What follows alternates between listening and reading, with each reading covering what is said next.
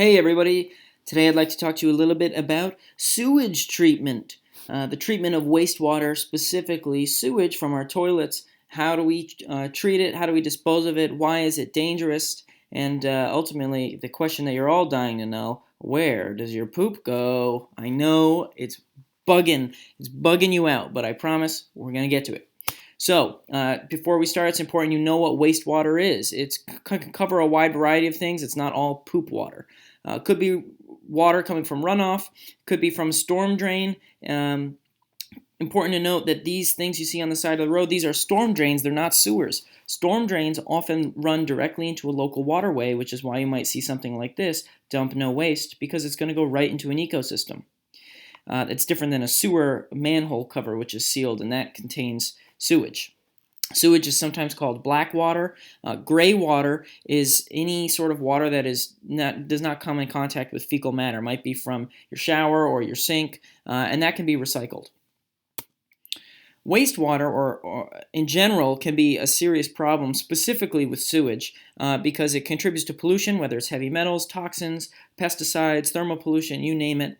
But it can also carry significant number of different diseases. One of the most common is dysentery, which is caused by a bacteria called Shigella, which is found in fecal contaminated water, but also E. coli, hepatitis, cholera, giardia, tapeworms, you name it. You really don't want to drink water that is contaminated, particularly with fecal waste.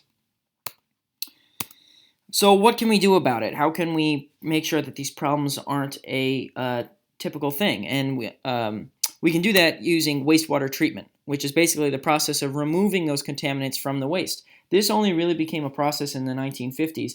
Before then, people would just kind of dump our sewage directly into a waterway without really thinking. And then even before that, people would just dump them into the streets, which is still the case in some developing countries that don't have the infrastructure, the resources to set up wastewater treatment. Wastewater treatment, we're basically taking the water that's coming in, called influent, and when the goal is that when it leaves as effluent, that's the water leaving the wastewater treatment plant, it can be reused or it can be returned to in an ecosystem, so that way it replenishes the water cycle. And this can be done for sewage waste, but it can also be done for waste from industrial sectors of society, but also agricultural. I want to focus a little bit on sewage though, because I know it's really getting to you. You want to know where the poop goes. And for those of you wondering, all you got to do is search angry poop emoji. You'll get like 30,000 different results. I just picked my favorite 3, but I know if you're in the market for them, just Google image. You'll find them, trust me. So where does your poop go? It goes to a sewage treatment plant. Looks like this. There's one in Greenwich and one in Stamford as well. They're recognizable by these large pools that spin around. So what these do is they're going to filter out contaminants from your poop, the stuff that you flush down the toilet. Where does it go? It goes to these plants in giant pipes, and they filter out everything that's in there. They filter out organic waste, bacteria. Say you flush something down the toilet, I don't know, something large that you shouldn't, I don't know, like a pistol or something like that. It'll filter that out. Sometimes they can filter out nutrients like nitrogen and phosphorus, but sometimes not. Salts, not salts, sands, clay, grit, fats, oils, you name it. And it will produce clean water, and that clean water can be used in a number of ways. Like I said, it can be returned to the ecosystem, which returning water to the ecosystem is regulated heavily by the EPA. That water could be reused or recycled. It could be further treated to end up used for drinking. So any number of those things. Keep in mind that if we put it back in the ecosystem, if the nutrients haven't been removed, it can lead to eutrophication. And if the temperature is off, it can lead to thermal pollution, because we're dumping large quantities of water into an ecosystem. Even if it is cleaned of all the really bad stuff, it might have some other things in it, like nutrients that are not so great. It also produces, in addition to clean water, also produces something called sludge, which I'll get to in a little bit. So this is Grass Island Sewage Treatment Plant, wastewater treatment plant. This is in Greenwich. If you leave school and you take a right and you go right down to the water, this is there. And if it smells bad when you get near there, well, that's why, because there's sewage treatment going on there. And I live somewhere right over here maybe, and that's where I currently am. So I'm within walking distance to here. So there are three main steps to sewage treatment that you should be familiar with, and I got to tell you right now, the names are very confusing and very complicated. So it's really important that you pay attention right now because, this is probably the toughest thing you're ever going to have to deal with this in this class, and I want to make sure you're prepared. Okay, here we go. The three steps to sewage treatment are as follows. Primary, secondary, tertiary. I know. Who decided to call it this? These names are ridiculous. They don't make any sense. But I promise you, it'll be okay. For those of you who haven't picked up, that was totally sarcastic. This is obvious. 1, 2, 3. So what happens in step 1? Step 1 is all about removing the large stuff within the sewage water, right? The first thing they do is they have large screens. As the water flows into the plant, large screens or grates to remove large debris. Like I said earlier, a pistol. I bring that up because I read a news story about a guy who flushed a pistol down a toilet. I don't know. But other things like diapers or trash, right, those things will get caught on these grates. And then, in the second part of the primary treatment process, is they go into these large spinny-looking circular things, and these are called settling tanks, sometimes called holding basins. And what they do is they pump the water in there, and then they just let it sit for a while. And the heavy solid stuff will sink to the bottom because it's more dense, and the lighter stuff, like grease and oil, will float to the top. And these things that spin around will skim that grease and that oil right off the top and remove it from the water, which is great. So we're removing a lot of these heavier solid things. Unfortunately, the solids that are removed are a component of that sewage sludge I mentioned earlier, which needs to be treated. I'll get to that in a couple of seconds. So that's primary treatment. You got the grates, and then you've got this settling tanks. Next comes secondary treatment, which is not that much more complicated. Settling treatment, secondary treatment has two main components to it, but the ultimate goal is to remove biological matter. I'm talking about organic matter, anything that's got carbon in it. So any undigested food or any remaining organic molecules. The first thing where that happens, that's going to happen in an activated sludge tank or an aeration tank. And basically what they do is they've got a bunch of bacteria in there that are going to decompose that organic matter. Those bacteria are going to break it down. They're going to absorb the carbon. Hopefully, they'll absorb a decent amount of the nutrients like the nitrogen and the phosphorus. This decomposition process, though, requires oxygen because it's a combustion reaction. And so oftentimes what they'll do is they will aerate the tank. They will pump in compressed air circulating through to help speed up that reaction, speed up the decomposition, and help the bacteria break down any of the organic matter suspended in the liquid. Much like in the primary treatment, we're going to see a secondary settling occur, and that happens in what they call the clarifier tank. So these bacteria will all clump together through a process called flocculation. That's just when things clump together in water. They call it flocculation. They'll all clump together, and as they do, they'll get pumped into a second tank called a clarifier. And when they clump together, they'll become more dense, and again, just like with the primary settling tank, because they're more dense, they will sink to the bottom. And that's exactly what happens here. And so this also contributes to sludge. So to recap, the bacteria decompose organic matter in the water. It's sped up by compressed air that's fed in to that tank. Then the bacteria stick together to form something called floc, in which that sinks to the bottom. And then the sludge from both primary and secondary treatment is going to be treated itself and dried, because the sludge, some people call it biosolids, it comes from primary and secondary treatment, like I just said, but it's very high in high concentrated infectious waste, lots of bacteria in it that could cause harm to living creatures and lead to developments of disease like E. coli and dysentery. It's got all sorts of toxic chemicals in it, so you really want to treat it. What they often do is they will put more bacteria. They'll basically put it in a big pile or a big tank. They'll put more bacteria in it to break it down. They'll leave it out to dry, which will kill bacteria because of the UV rays and the dryness of the heat, or they can burn it. Something important to note, although this can be used as fertilizer, if you use it as fertilizer, your crops can't be certified as organic. You cannot use sewage sludge on organic fertilizer, You can't use sewage sludge as fertilizer on organic crops. And additionally, there is no currently an EPA regulations as to how much biosolids you can use or where you can use them. So that's the sludge from primary and secondary treatment. After that comes tertiary treatment, and this is a variety of things. It could be anything, basically anything that comes after primary and secondary treatment. falls under the category of tertiary treatment. There's no specific unifier.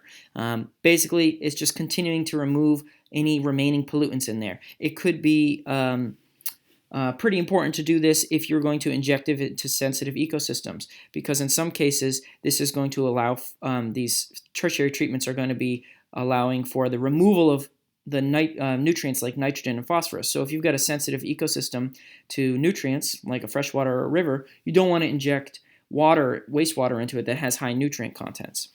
Same goes for irrigation, or if you're going to pump this water into groundwater, you want it to be extra clean. And it can look like a variety of things. You might have a filter with activated charcoal or activated carbon or sand that filters out other particulates and microorganisms. You might focus on removing nutrients if you're going to dispose this water into a freshwater.